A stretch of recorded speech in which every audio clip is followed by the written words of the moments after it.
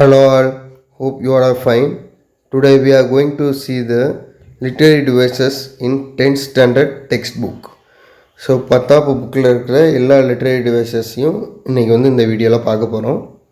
So first literary device என்ன அப்படின்னா anaphora. And anaphora is a technique where several phrases or verses in a poem begins with the same word or words. So அனஃபோரானா என்னென்னா several ஃப்ரேசஸாக இருக்கலாம், இல்லை versus இந்த poem லைன்ஸாக இருக்கலாம். அது begin with the same word, ஒரு வேர்டு சேமாக வரலாம், இல்லை சில வேர்ட்ஸ் சேமாக வரலாம். இதுக்கு எக்ஸாம்பிள் பார்த்தீங்கன்னா they growl at train and they growl at sun. So அந்த லைன்லேயே பார்த்தீங்க அப்படின்னா தே க்ரோல் அப்படிங்கிறது 2 டைம்ஸ் ரிப்பீட் ஆகிருக்கு. ஸோ இதை அனஃபோரான்னு சொல்லுவோம். ரிப்பீட்டேஷன் அப்படிங்கிறது அடுத்தடுத்த லைன்ஸ் ரிப்பீட் ஆகிறது தான் ரிப்பீட்டேஷன் சொல்லுவோம். அதுதான் அனஃபோராக்கும் ரிப்பீட்டேஷனுக்கும் உள்ள difference. Then epithet. An epithet is an adjective or phrase expressing a quality or attribute regarded as characteristics of a person or a things mentioned. So, epithet அப்படிங்கிறது ஒரு அட்ஜெக்டிவ்னா நவுனை describe பண்ணுற மாதிரி வேர்ட்ஸாக இருக்கும், இல்லை ஒரு ஃப்ரேஸாக இருக்கலாம். அது எதை எக்ஸ்ப்ரெஸ் பண்ணும் அப்படின்னா ஹியூமன்ஸோட, அதாவது பர்சனோட கேரக்டர்ஸை ரெப்ரசன்ட் பண்ணும்.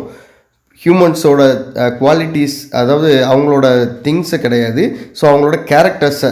ஸோ அவங்களோட கேரக்டர் அப்படின்னு சொல்கிறது இப்போ கிரம்பிள் பண்ணுறது, கம்ப்ளைண்ட் பண்ணுறது, இதெல்லாம் எக்ஸ்ப்ரெஸ் பண்ணும்.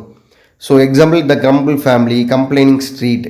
கிரம்பிள் அதாவது புலம்புற மாதிரி இருக்கிற குடும்பங்கள், கம்ப்ளைண்ட் பண்ணுற ஸ்ட்ரீட்ஸ், இப்படிலாம் சொல்கிறது ஹியூமனோட கேரக்டர். அந்த ஹியூமன் கேரக்டரை ஒரு நவுனுக்கு கொடுத்துருப்பாங்க. அதை தான் எபித்தட் அப்படின்னு சொல்கிறது. இதுக்கும் பர்சனிஃபிகேஷனும் டிஃப்ரென்ஸ் இருக்குது. பர்சனிஃபிகேஷன் அப்படிங்கிறது என்னங்கிறது அதுக்கு அடுத்து வரப்போகிறதுல பார்ப்போம். தென் ரைமிங் ஸ்கீம். அடுத்து 10th பார்க்கும்போது ரைமிங் ஸ்கீம் அப்படிங்கிறது ரொம்ப முக்கியமான கொஸ்டினாக இருக்கும். ஸோ இந்த நெக்ஸ்ட் ரைமிங் ஸ்கீம் எப்படி போடணுங்கிறத பார்ப்போம். Rhyming scheme is a poet's deliberate pattern of lines that rhyme with other lines in the poem or a stanza. The rhyming scheme or pattern can be identified by giving n words that rhyme. So ஒரு 4 line கொடுத்துருக்காங்க அப்படின்னா 4 லைன்லையும் இருக்கிற end வேர்டை மட்டும்தான் நம்ம பார்ப்போம். இப்போ first லைனில் லாஸ்ட் எண்டு வேர்டு பாருங்கள், லைவ். ஸோ லைவை ஏ கொடுத்துருக்கோம். குரோனாலஜிக்கல் ஆர்டரில் ஏபிசி ஆர்டரில் கொடுப்போம். ஸோ ஃபஸ்ட் லைவ்னு இருக்கிறதுனால ஏ கொடுத்துருக்காங்க. தென் செகண்ட் லைனில் லாஸ்ட் வேர்டு லைன் இருக்குது. ஸோ அதுக்கு பி கொடுத்துருக்காங்க. ஏன்னா லைவுக்கும் சம்மந்தமே இல்லை, ரெண்டும் வேறு ரைம். ஸோ பி கொடுத்துருக்காங்க. தென் தேர்ட் லைனில் ஃபர்கிவ். ஸோ இது same as the first line. First லைவில் லிவ், அடுத்து ஃபர்கிவ். ஸோ அதனால் ஏ கொடுத்துருக்காங்க இதுக்கும். தென் டை, ஃபோர்த் லைனில் last word die. So second லைனில் லாஸ்ட் வேர்டு லையும் இங்கே டையும் ஒரே ரைமில் இருக்கிறதுனால இதுக்கும் பி கொடுத்துருக்காங்க. ஸோ இதே மாதிரி தான் ரைமிங் ஸ்கீம் கொடுக்கணும். ஸோ ரைமிங் ஸ்கீம் கொடுக்கும்போது குரோனாலஜிக்கல் ஆர்டரில் ஏபிசி ஆர்டரில் தான் கொடுக்கணும். Then imagery. Example the description creates a picture in the reader's mind. So இந்த லைன்ஸை ரீட் பண்ணும்போது நமக்கு ஒரு பிக்சர் நம்ம மைண்டில் வரும். we can see, hear, count, read and write. இந்த லைன்ஸ் சொல்லும்போது நம்ம see அப்படின்னு சொல்கிறது பார்க்குறது நம்ம இமேஜினேஷனில் வருது. ஸோ இப்படி ஒரு சென்டென்ஸை வாசிக்கும் போது நம்மளோட இமேஜினரியாக நம்ம மைண்டில் ஃபிக்ஸ் ஆனிச்சு அப்படின்னா அதை நம்ம என்ன சொல்லலாம் அப்படின்னா இமேஜரி அப்படிங்கிறத சொல்லலாம். Then personification. So personification is a figure of speech in which a thing, an idea or an animal, ஒரு திங்காக இருக்கலாம், இல்லை ஐடியாவாக இருக்கலாம், இல்லை ஒரு அனிமலாக இருக்கா, இஸ் given human attributes. ஹியூமனோட ஆட்ரிபியூட்ஸ் கொடுப்பாங்க. இதுக்கு எக்ஸாம்பிள் பாருங்கள். we can pull and haul and push and lift and drive. புல் பண்ணலாம், ஹால் பண்ணலாம், புஷ் பண்ணலாம், லிஃப்ட் பண்ணலாம், ட்ரைவ் பண்ணலாம். எல்லாமே யாரும் பண்ணலான்னா ஹியூமன்ஸ் பண்ணலாம். ஆனால் அந்த ஹியூமன் பண்ணுற குவாலிட்டிஸை ஒரு நான் லிவிங் திங், ஒரு மிஷின் பண்ணுற மாதிரி கொடுக்கறது தான் பர்சனிஃபிகேஷன். ஸோ இதுக்கும் எபித்தட்டுக்கும் என்ன வித்தியாசம் அப்படின்னா எபித்தட்டில் ஒரு ஹியூமனோட கேரக்டரை சொல்லலாம். இப்போ கிரம்பிளும் கம்ப்ளைனும் எல்லா ஹியூமன்ஸும் பண்ண மாட்டாங்க. ஒரு தனித்தனி பர்சன்ஸ் கிரம்பிள் பண்ணுவாங்க, கம்ப்ளைண்ட் பண்ணுவாங்க. அது ஒருத்தரோட கேரக்டர். ஆனால் பர்சனிஃபிகேஷன் எப்படி அப்படின்னா அது எல்லா ஹியூமன்ஸுமே பண்ணக்கூடிய விஷயங்களாக இருக்கலாம். புல் பண்ணுறது, ஹால் பண்ணுறதுலாம் எல்லா ஹியூமன்ஸும் பண்ணுற விஷயங்களாக இருக்கும். அதை ஒரு நான் லிவிங் திங்ஸுக்கு கொடுக்குறது தான் பர்சனிஃபிகேஷன் அப்படின்னு சொல்கிறது. தென் ஹைப்பர்போல். ஹைப்பர்போல் அப்படிங்கிறது a figure of speech using exaggeration. Exaggeration அப்படின்னா அதாவது ஒரு பொய் அப்படின்னு சொல்லலாம். we are greater than people and the kings. So உங்கள் பாஷையில் சொல்லணும் அப்படின்னா ஸ்டூடெண்ட்ஸ் உருட்டு அப்படின்னு சொல்லுவாங்க. உருட்டுனா என்னது? நடக்கவே நடக்காது, ஆனால் இவன் உருட்டிக்கிட்டு இருப்பாங்க. ஸோ அதை தான் வந்து இங்கே மிஷின்ஸ் வந்து கிரேட்டர் தென் பீப்புள்ஸ் அண்ட் கிங்ஸ்ன்னு சொல்கிறாங்க. எந்த ஊர்லேயாவது மிஷின்ஸ் வந்து பீப்புளோடையும் கிங்ஸை கிரேட்டர் ஆக முடியுமா? ஆக முடியாது. ஸோ அதை தான் வந்து ஹைப்பர் போல் அப்படின்னு வந்து சொல்கிறாங்க. தென் அசோனன்ஸ் அப்படிங்கிறது வந்து repetition of 2 or more vowel sounds. ஒரு 2 இல்லை அதுக்கு மேலே வந்து vowel sounds வந்து ரிப்பீட் ஆகிக்கிட்டே இருந்துச்சுன்னா அதை வந்து அசோனன்ஸ் அப்படின்னு வந்து சொல்லலாம். Example all we ask. So இதில் ஆல் ஆஸ்க் அப்படிங்கிற இடத்துல வந்து vowel sounds வந்து ரிப்பீட் ஆகிருக்கு. Then simply compare things alike. So as like வச்சு கம்பேரிசன் நடந்திருந்தாலே அது என்னென்னா சிமிலி அப்படின்னு வந்து சொல்கிறாங்க. தென் கனோட்டேஷன் அப்படிங்கிறது வந்து suggest beyond what it expresses. So ஒரு நடந்தது ஒன்றா இருக்கும், ஆனால் அவங்க சொல்கிறது இன்னொன்றா இருக்கும். அதை தான் வந்து கனோட்டேஷன் அப்படின்னு வந்து சொல்கிறாங்க. ஸோ இதுக்கும் ஹைப்பர்போலுக்கும் டிஃப்ரென்ஸ் இருக்குது. ஹைப்பர்போலுங்கிறது வந்து நடக்கவே நடக்காதது, ஆனால் போய் சொல்லியிருப்பாங்க. இங்கே நடந்தது ஒன்றா இருக்கும், இவங்க சொன்னது இன்னொன்றா இருக்கும். எக்ஸாம்பிள் பாருங்கள், though our smoke may hide the heaven from your eyes. So smoke வந்து ஹெவனையே நம்ம கண்ணிலேருந்து மறைச்சிடும் அப்படின்னு வந்து சொல்கிறது. ஹெவனில் கொஞ்சம் பார்ட்டை மறைக்க முடியும் ஸ்மோக்கால், ஆனால் ஹெவனையே மறைச்சிட்டோம் அப்படின்னு வந்து சொல்கிறது தான் வந்து கனோட்டேஷன். தென் அலிட்ரேஷன். ஸோ ஃபஸ்ட் லெட்டர் சேமாக வர்றது தான் வந்து அலிட்ரேஷன் அப்படின்னு வந்து சொல்லுவோம். ஸோ தமிழில் சொல்லணும்னா முதல் எழுத்து ஒன்றி வர தொடுப்பது மோனை, அதுதான் வந்து அலிட்ரேஷன் அப்படின்னு வந்து சொல்லுவாங்க. தென் நெக்ஸ்ட் வந்து transfer epithet. So a transfer epithet is a figure of speech where an adjective or epithet describing a noun is transferred from the noun it is mean to describe to another noun in the sentence. So ஒரு நவுனை describe பண்ணுறதுக்காக சொல்லப்பட்ட ஒரு epithet அந்த நவுனை சொல்லாமல் இன்னொரு noun இந்த சென்டென்ஸை வந்து டிஸ்கிரைப் பண்ணுறது தான் வந்து ட்ரான்ஸ்ஃபர் எபித்தட் அப்படின்னு சொல்லுவாங்க. ஸோ இதில் எக்ஸாம்பிள் பாருங்கள், வின்டர் ஸ்டார்வ்டு, வின்டரில் ஒரு பஞ்சம் அப்படின்னு வந்து சொல்லியிருக்காங்க. In the lines, they too aware of the sun and the air and the water are fed by peaceful harvest. By wars, long winter starved.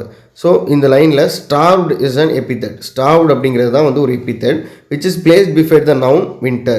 அது வந்து ஒரு நவுனுக்கு பக்கத்தில் வந்திருக்கு, வின்டருங்கிற நவுனுக்கு பக்கத்தில் வந்திருக்கு. However, it does not describe the winter as being starved. ஆனால் அது என்ன சொல்லுதுன்னா வின்டர் ஸ்டார்வ்டுன்னு சொல்லலை, வின்டர் தான் ஸ்டார்வ்டு பட்னியில் இருக்குது அப்படிங்கிறத வந்து அது சொல்லலை. பட் என்ன சொல்லுது அப்படின்னா பட் டிஸ்கிரைப் தட் ப்ரொனவுன் தே. அது என்ன சொல்லுதுன்னா தே அந்த ப்ரொனவுன் வின்டர் அப்படிங்கிறது யாரை ரெஃபர் பண்ணுதுன்னா ப்ரொனவுன் தேயை வந்து ரெஃபர் பண்ணுது. Historically many wars were fought during the winter while the harvest season was essentially peaceful. So winter டைமில் தான் வந்து நிறைய வார்ஸ் நடக்கும். ஸோ வின்டர் ஸ்டார்வ் அப்படிங்கிறது வின்டரில் they refers to the soldiers in uniform who have to starve during winter while fighting for their land. So winter டைமில் ஒரு soldiers அவங்க லேண்டுக்காக ஃபைட் பண்ணுறாங்க, அவங்க பட்னியாக இருக்காங்க அப்படிங்கிற இன்னொரு நவுனை வந்து சொல்கிறதுனால இந்த ஸ்டார்வ்டு அப்படிங்கிறது வின்டர் ஸ்டார்வ்டு அப்படிங்கிறது வந்து ட்ரான்ஸ்ஃபர் எபித்தட். ஸோ ஸ்டார்வ்டுங்கிற எபித்தட் வின்டருங்கிற நவுனை குறிக்காமல் தே அப்படின்னு சொல்லி அந்த சோல்ஜர்ஸை குறிக்கிறதுனால இது என்ன சொல்கிறோம்னா ட்ரான்ஸ்ஃபர் எபித்தட் அப்படின்னு வந்து சொல்கிறோம். தென் metaphor, a figure of speech in which a word or phrase is applied to an object or action to which it is literally applicable. So சிம்பிளாக புரிஞ்சுக்கோங்க, மெட்டாஃபர் அப்படிங்கிறது வந்து அஸ் லைக் இல்லாமல் கம்பேர் பண்ணுறது. ஹெல்ட்ஸ் of fire, இதில் வந்து ஹெல்ட்ஸை வந்து fire கூட வந்து கம்பேர் பண்ணியிருக்காங்க. ஆனால் சிமிலி அப்படிங்கிறது வந்து அஸ் லைக் வச்சு கம்பேர் பண்ணுறது. தென் ரிப்பிட்டேஷன் அப்படிங்கிறது வந்து ரொம்ப சிம்பிள் தான். ஒரு ஒரே லைனாக இருக்கலாம், அடுத்தடுத்து ரிப்பீட்டாக வரும். இல்லை வந்து ஒரு லைனில் சில வேர்ட்ஸாக இருக்கலாம், திருப்பி ரிப்பீட் ஆகிக்கிட்டே வர்றதை வந்து ரிப்பிட்டேஷன் அப்படின்னு வந்து சொல்லுவாங்க. Remember no men are foreign no countries change, remember no men are foreign no countries change. இது வந்து நிறைய ஸ்டாண்டர்ட்ஸில் வந்து ரிப்பீட் ஆகிருக்கும் 10th போமில். தென் அதுக்கு அடுத்து லாஸ்ட்டாக என்ன பார்க்க போகிறோம் அப்படின்னா சினக்டோஜ் அப்படிங்கிறது வந்து a figure of speech in which a part is made to represent the whole or vice versa. Example, the western wave was all a flame. So western wave is a synecdoche as it refers to the sea by the name of the one of its parts, that is wave. So ஒரு சின்ன பார்ட்டை வச்சு மொத்த ஹோலை சொன்னாலும் சரி, இல்லை மொத்தமாக ஒரு ஹோலை வச்சு ஒரு சின்ன பார்ட்டை சொன்னாலும் சரி, அதை சினக்டோச் அப்படின்னு சொல்லுவாங்க. இப்போ நம்ம எல்லாருமே தமிழ் அப்படிங்கிற ஒரு லாங்குவேஜை வச்சு தமிழ் ஸ்பீக்கிங்கில் இருக்கிற எல்லா பீப்புளையும் சொன்னாலும் சரி, இதை தான் வந்து சினக்டோச் அப்படின்னு வந்து சொல்கிறாங்க. ஸோ வெஸ்டர்ன் வேவ் அப்படின்னு சொல்கிற அந்த வேவுங்கிற டேமை வச்சு ஒரு சின்ன பார்ட்டை வச்சு வெஸ்டர்ன் வேவ்னு சொல்லி ஒரு கடலை வந்து சொல்கிறாங்க. கடலில் ஒரு பார்ட்டு தான் வந்து வேவ். அதை சொல்கிறதுக்கு அவங்க மொத்தமாக என்னதை சொல்கிறாங்க, வெஸ்டர்ன் வேவ் அப்படின்னு சொல்லி ஒரு சின்ன பார்ட்டை சொல்லி ஒரு கடலையே வந்து சொல்கிறதுனால இதை என்ன சொல்கிறாங்க, சினக்டோச் அப்படின்னு வந்து சொல்கிறாங்க.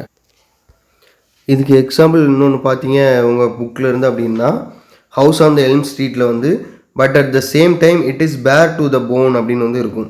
பேர் டு த அப்படிங்கிறது வந்து ஒரு synecdoche. It refers to the house in which mysterious things happen. அந்த ஹவுஸில் வந்து மிஸ்டீரியஸ் திங்ஸ் ஹேப்பன் ஆகுது அப்படிங்கிறத சொல்கிறதுக்கு தான் பேர் டு த போன் அப்படின்னு வந்து ஒரு சின்ன டேமை வச்சு ஒரு பெரிய ஹவுஸை வந்து ரெப்ரசன்ட் பண்ணியிருப்பாங்க.